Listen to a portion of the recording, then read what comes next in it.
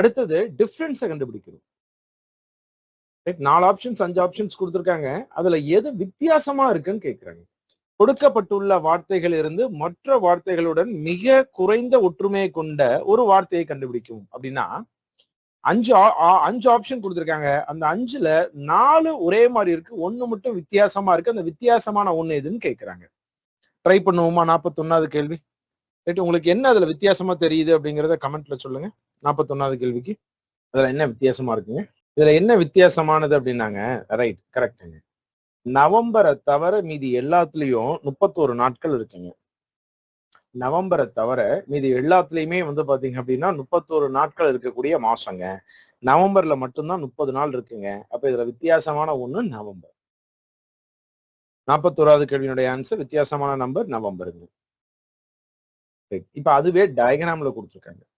இதுல எது மாறுபட்ட வடிவமாக இருக்கு? இதனுடைய வாட்டர் இமேஜ்னு சொல்லலாமா? கீழே இருக்கக்கூடியது டாப் அண்ட் பாட்டத்தை மாத்தி காமிக்கணும். ரைட், டாப் அண்ட் பாட்டத்தை மாத்தி காமிச்சோம் அப்படின்னா இது அதனுடைய வாட்டர் இமேஜ்ங்க. இது மேல பார்த்த மாதிரி இருக்கு, இது அதே மாதிரி கீழே பார்த்த மாதிரி இருக்கு. இது பெருசா ஒன்றும் வித்தியாசம் ஆகாது, அதனால அது அப்படியே தெரியுது. ரைட், இங்க ஒரு முக்கோணம், அந்த முக்கோணம் தலைகீழ இருந்திருக்கு, அதுக்குள்ள ஒரு வட்டம். இங்க என்ன தப்பா இருக்கு அப்படின்னா மேல இப்படி இருந்துச்சு அப்படின்னா கண்டிப்பா கீழே தலைகீழ மாத்தினா இப்படிதான் இருந்திருக்கும். ஆனா இது இப்படியே பார்த்த மாதிரி இருக்கனால இதுதான் தவறாக இருக்கு. ஆப்ஷன் இங்கிறது தவறு. அதுதான் ஆன்சராவே சொல்றோம். எது தவறுங்கிறது தான் கேள்வியே. Answer option டிங்க.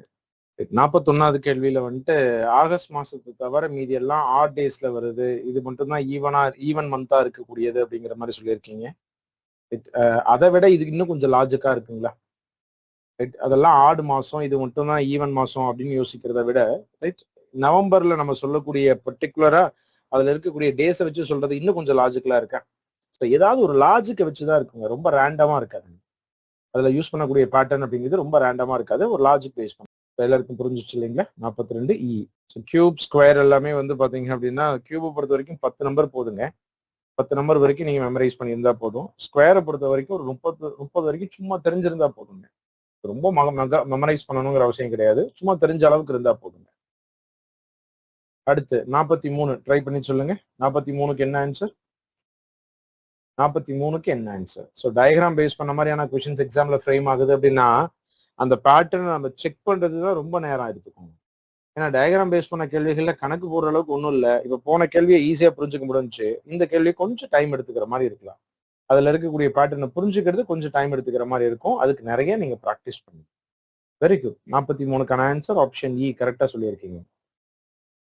43க்கான ஆன்சர் ஆப்ஷன் இங்க. என்னன்னா இந்த இந்த இந்த ஷேப் நான் காமிக்கிறேன், இது என்ன டைரக்ஷன்ல இருக்குங்கிறது காமிக்கிறேன். இதுல இந்த சின்னதா இந்த வால் மாதிரி இருக்கிறது கிளாக் வைஸ் டைரக்ஷன்ல இருக்கா? இங்கேயும் கிளாக் வைஸ்ல இருக்கா? இங்கேயும் கிளாக் வைஸ்ல இருக்கா? இங்கேயும் கிளாக் வைஸ்ல இருக்கா? ஆனா இங்க வந்து பாத்தீங்க அப்படின்னா அது ஆப்போசிட்டா இருக்குங்க. நான் என்ன பண்ணிருக்கேன் அப்படின்னா அந்த பெருசா இருக்கக்கூடியதுல இருந்து சின்ன வால் மாதிரி இருக்கிறது என்ன டைரக்ஷன்ல இருக்குன்னு பார்த்தோம்னா எல்லாமே கிளாக் வைஸ்ல இருக்கு.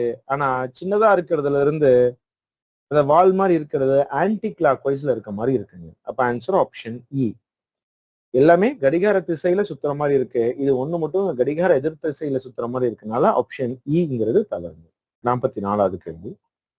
44வது கேள்வியில வேறுபட்ட ஒண்ணுதான் இதுலயும் கேட்கிறாங்க. இந்த உள்ள இருக்கக்கூடிய ஷேப்புக்கும் வெளியே இருக்கிற ஷேப்பும் எங்க கனெக்ட் ஆகுது அப்படின்னு பாத்தீங்கன்னா அதனுடைய எட்ஜஸ் முனைகள்ல கனெக்ட் ஆகுதுங்க. சோ இந்த முக்கோணத்தினுடைய 3 முனைகள் இந்த முக்கோணத்தினுடைய 3 முனைகள்ல கனெக்ட் ஆயிருக்குங்க. பாத்தீங்க அப்படின்னா இந்த இடம், இந்த இடம், இந்த இடம். ஆனா இந்த இதுல மட்டும் தப்பா கனெக்ட் ஆயிருக்கா? முனைகள்ல கனெக்ட் ஆகாம பக்கங்கள் சைட்ல கனெக்ட் ஆயிருக்கு. அதனால ஆப்ஷன் டிங்கிறது இந்த இடத்துல வித்தியாசமா இருக்கக்கூடியது. இதுவும் அந்த 4 கார்னர்லயே கனெக்ட் ஆயிருக்கு, இதுவும் கார்னர்ல கனெக்ட் ஆயிருக்கு, இதுவும் கார்னர்ல கனெக்ட் ஆயிருக்கு. இது மட்டும் கார்னர்ல கனெக்ட் ஆகாம சென்டர்ல கனெக்ட் ஆயிருக்கனால இது தவறு, வித்தியாசமா இருக்கு. 44வது கேள்வியினுடைய answer option D. Angle base பண்ண மாதிரி பார்க்கலாம் இல்லை அப்படின்னு கேட்டிருக்கீங்க போன கேள்வி. இதை நம்ம ஆங்கிளாவே டினோட் பண்ணிக்கவே முடியாதுங்க. ரைட், ஒரு லைன் இருக்கு, அந்த லைன்ல இல்லாட்டி ஒரு சிம்பிள் இருக்கு அப்படின்னா இதை நீங்க ஆங்கிளா எடுத்துக்கலாம். இதை ஒரு ஆங்கிளாவே நம்மளால கன்சிடர் பண்ணவே முடியாதுங்க. புரிஞ்சுக்க முடியுதுங்களா? இது ஒரு ஆங்கிள் அப்படிங்கிறதுனால நம்ம கரெக்டா எடுத்துக்க முடியாது. அதனால ஆங்கிள்குள்ள பார்க்க வேண்டாம். அது என்ன ஷேப்ல இருக்குங்கிறத வச்சு பாருங்க. ரைட், இந்த பெரிய சைட்ல இருந்து சின்ன சைடு போகிறது ஒரு கிளாக் வைஸ்ல இருக்க மாதிரி இருக்கு. அதே இதுல ரொட்டேட் ஆகுது. ஆப்ஷன் இ மட்டும் டிஃப்ரெண்டா ரொட்டேட் ஆயிருக்குங்க. நீங்க எப்ப ஆங்கிள் எல்லாம் வச்சு பார்க்கலாம் அப்படின்னா, ஏதாவது ஒரு இமேஜ் இருக்கு, இல்லாட்டி அதுல ஏதோ ஏரோ மார்க் இருக்கு, அது சேஞ்ச் ஆகிறத நம்ம ஏரோ ஆங்கிள் நம்ம ஃபாலோ பண்ண முடியுங்க. அடுத்தது 45வது கேள்வி. இதுல எது தவறானதுங்க? சைனா, ஐரோப்பா, ஆப்பிரிக்கா, ஆசியா.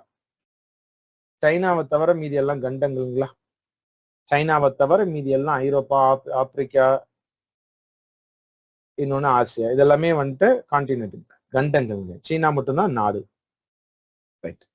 நெக்ஸ்ட் 46. இந்த டைப் ஆஃப் கொஸ்டின் ரொம்ப ரொம்ப இம்பார்ட்டன்ட்ங்க. ப்ராப்பரா கவனிங்க. இந்த டைப்ல நம்ம பார்க்கக்கூடிய எல்லா கேள்விகளும் ப்ராப்பரா கவனிங்க. ஏன்னா எக்ஸாம் பாயிண்ட் ஆஃப் வியூல 10 கேள்வியில ஒரு கேள்வி இந்த கான்செப்ட்ல இருக்குங்க. இந்த 46வது கேள்வி, 47, 48, 49, இந்த 4 கேள்வி பாத்தீங்களா? இந்த 49, 46ல இருந்து 49 வரைக்கும் இந்த டைப் ஆஃப் கொஸ்டின் கண்டிப்பா எக்ஸாம்ல, அதாவது இந்த கான்செப்டே நான் சொல்றேன், ஆல்பா நியூமரிக் ரீசனிங் அப்படிங்கிற இந்த ஒரு கான்செப்ட் ரீசனிங்ல கேட்கக்கூடிய 10 கேள்வியில கம்பல்சரி ஒரு கேள்வி இந்த டாபிக்ல இருக்கும். மீதி 9 கேள்வி மற்ற டாபிக்ல இருக்கும். அந்த அளவுக்கு இம்பார்ட்டன்ட். என்ன கொடுத்துருக்காங்க அப்படின்னா, ஒரு சீக்வன்ஸ் ஆஃப் நம்பர் கொடுத்துருக்காங்க, லெட்டர்ஸ் கொடுத்துருக்காங்க, சிம்பிள்ஸ் கொடுத்துருக்காங்க, நிறைய இருக்குங்க. இதுக்கு பேரு ஆல்பா நியூமரிக் ரீசனிங் அப்படின்னு சொல்லுவோம். ஆல்பா நியூமரிக் ரீசனிங் அப்படிங்கிற டாபிக். சோ இதுல என்ன கொடுத்துருக்காங்க அப்படின்னா, இந்த தொடரில் எத்தனை குறியீடுகளின் உடனடி முன்பாகவும் உடனடி அடுத்தும் ஒரு உயிரெழுத்து உள்ளதுன்னு கேக்குறாங்க. இந்த தொடர்ல எத்தனை குறியீடுகள் அப்படின்னு சொல்லியிருக்காங்க. நான் முதல்ல எங்கெல்லாம் குறியீடுகள் இருக்கு அப்படிங்கறத அண்டர்லைன் பண்ணி காமிக்கிறேன். எங்கெல்லாம் குறியீடுகள் இருக்கு அப்படிங்கறத நான் அண்டர்லைன் பண்ணி காமிக்கிறேன். இதெல்லாம் அந்த தொடர்ல இருக்கக்கூடிய குறியீடுகள். ஒரு எண்ணிக்கையில சொல்லணும் அப்படின்னா 1, 2, 3, 4, 5, 6, 7 குறியீடுகள் இருக்கு. இந்த கேள்வியில என்ன சொல்லியிருக்காங்கன்னா, அந்த குறியீடுகள் மட்டும் எத்தனைன்னு கேட்கல, குறியீடுகளுக்கு ஒரு கண்டிஷன் சொல்லியிருக்காங்க. அந்த குறியீடுகளுக்கு முன்னாடி பாத்தீங்க அப்படின்னா ஆங்கில உயிரெழுத்து வவ்வல்ஸ் இருக்கணும், தொடர்ச்சியாவும் வவ்வல்ஸ் இருக்கணும். அப்போ வவ்வல்ஸ் அப்படின்னா AEIOU இந்த 5 எழுத்துல ஏதாவது ஒண்ணு இருக்கணும் முன்னாடி பின்னாடி. அந்த மாதிரி எத்தனை வவ்வல் இருக்குங்கிற கண்டிஷனை செக் பண்ண போறோம். இந்த சிம்பிளுக்கு முன்னாடி எம் இருக்கு, எம்ங்கிறது வவ்வல் கிடையாது. அப்ப அந்த அட்டுங்கிற சிம்பிளை எடுத்துக்கவே வேண்டாம், தப்புங்களா? இந்த வவ்வலுக்கு இதுக்கு முன்னாடி என்ன இருக்கு, இதையும் எடுத்துக்க வேணாம், ஏன்னா அந்த கண்டிஷனுக்குள்ள இல்ல. அந்த தொடர்ல எத்தனை சிம்பிள் இருக்குன்னு மட்டும் கேள்வி கிடையாது, இந்த சிம்பிளுக்கு முன்னாடி பின்னாடி என்ன இருக்குன்னு ஒரு கண்டிஷன் கொடுத்துருக்காங்க. அந்த கண்டிஷனை சாட்டிஸ்ஃபை பண்ற மாதிரி தான் எடுத்துக்கணும். சரி, நீங்க முன்னாடி மட்டும் தானே பாத்தீங்க, பின்னாடி பார்க்கவே இல்லையே அப்படின்னா, 2 பக்கம் இருக்கணும், ஒரு பக்கம் இல்லைனாவே அதை விட்டுருவான்ல, இன்னொரு பக்கம் ஏன் செக் பண்ணணும்? அடுத்து இந்த சிம்பிளுக்கு ப்ரீவியஸா எஸ் இருக்கு, எஸ்ங்கிறது வவ்வல் கிடையாது, கியூங்கிறது வவ்வல் தான், ஆனா இது கிடையாதுங்கிறதுனால இது எடுத்துக்க முடியாது. 2 பக்கம் வவ்வல் 2 பக்கம் வவ்வல் இருக்கணும் இல்லைங்களா? அடுத்து டாலர் சிம்பிள், டாலர் சிம்பிளுக்கு ப்ரீவியஸா கியூங்கிற வவ்வல் இருக்கு, நெக்ஸ்ட் 7ங்கிற நம்பர் இருக்கனால இதுவும் அந்த கண்டிஷனுக்குள்ள இல்ல. ஸ்டாரும் அந்த கண்டிஷனுக்குள்ள இல்ல, ஹேஷ்டேகும் கண்டிஷனுக்குள்ள இல்ல. பர்சன்டேஜ் அப்படிங்கிறது இதுக்கு ப்ரீவியஸா ஈங்கிறது ஒரு வவ்வல், நெக்ஸ்ட் இருக்கக்கூடிய ஏங்கிறதும் வவ்வல்.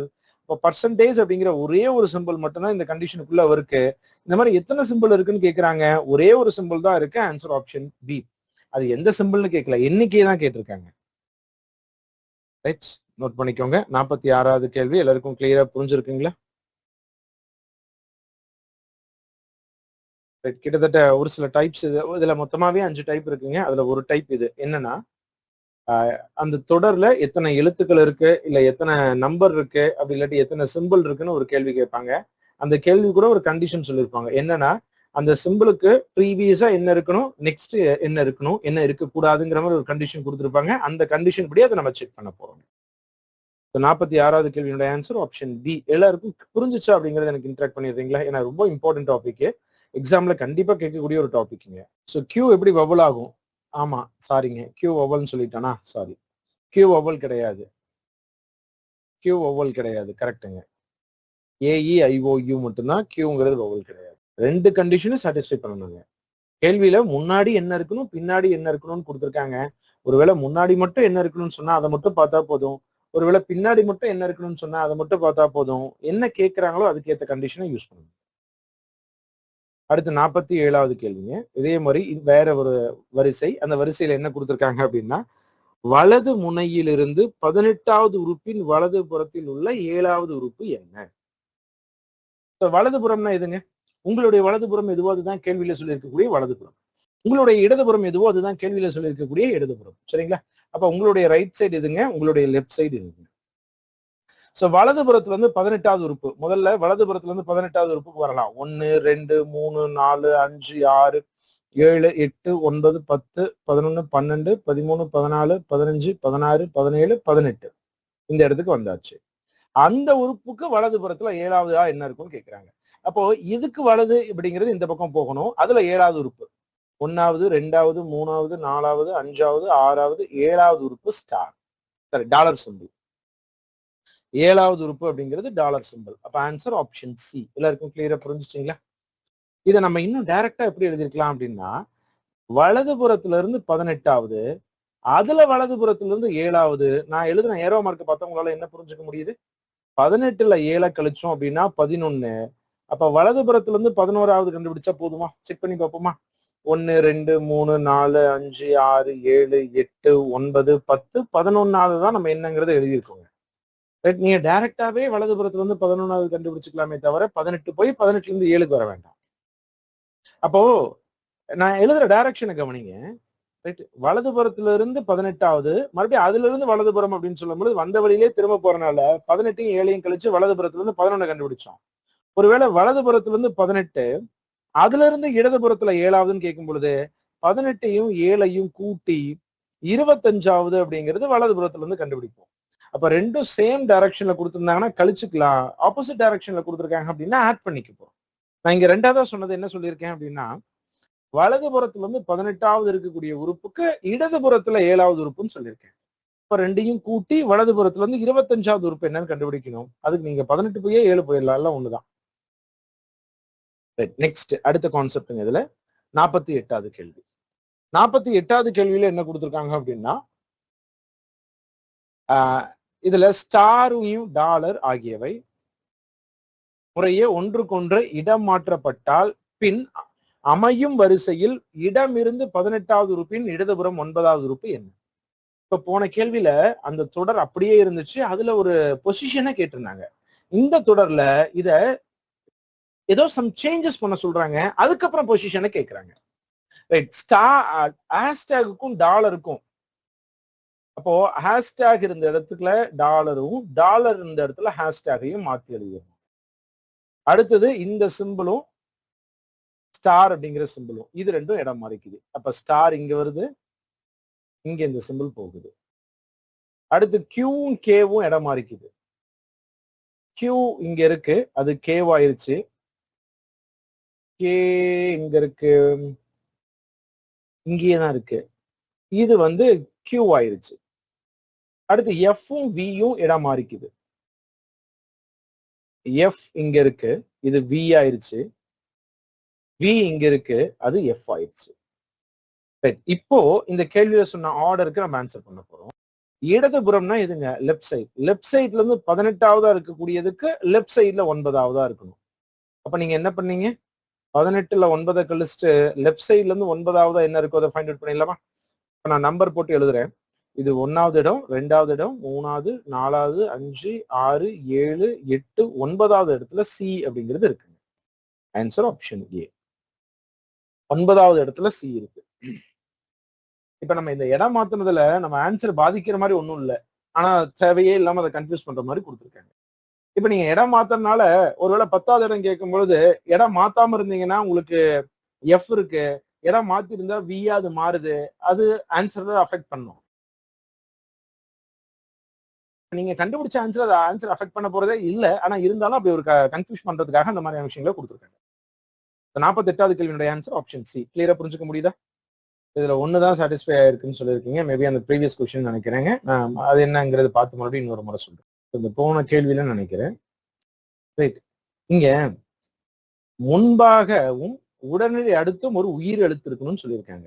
இந்த ஸ்டார் இந்த பர்சன்டேஜுக்கு முன்னாடி இ அப்படிங்கிறது ஒரு வவ்வல்ங்களா, பர்சன்டேஜ் தொடர்ந்து ஏ அப்படிங்கிறது ஒரு வவ்வலா? அப்ப ரெண்டு கண்டிஷனும் சாட்டிஸ்ஃபை ஆயிருக்கு இல்லைங்களா? ரெண்டு கண்டிஷனும் சாட்டிஸ்ஃபை ஆயிருக்கு. உங்களால புரிஞ்சுக்க முடியுதுங்களா? என்ன சொல்லியிருக்காங்க அப்படின்னா, அந்த சிம்பிளுக்கு நெக்ஸ்டும் வவ்வல் இருக்கணும், ப்ரீவியஸாவும் வவ்வல் இருக்கணும். ப்ரீவியஸா நெக்ஸ்ட் ரெண்டு இடத்துலயும் வவ்வல் தானே இருக்கு. இதுதான் இந்த ரெண்டு கண்டிஷன். இது முதல் கண்டிஷன், இது ரெண்டாவது கண்டிஷன். ரெண்டு கண்டிஷனும் சாட்டிஸ்ஃபை ஆயிருக்கு. அந்த மாதிரி எத்தனை சிம்பிள் இருக்குன்னா, ஒரே ஒரு சிம்பிள் இருக்கு பர்சன்டேஜ். ஒரே ஒரு சிம்பிள்ங்கிறதுனால ஒண்ணுங்கிறத ஆன்சரை சொல்றாங்க. ரைட். நெக்ஸ்ட் 49 போகலாம். இப்ப 49 இந்த மாதிரியான கேள்விகள் எக்ஸாம்ல நிறைய கேட்டாங்க. கிட்டத்தட்ட ஒரு 3 எக்ஸாம்ல இந்த மாதிரியான கேள்விகள் கேட்டிருக்காங்க.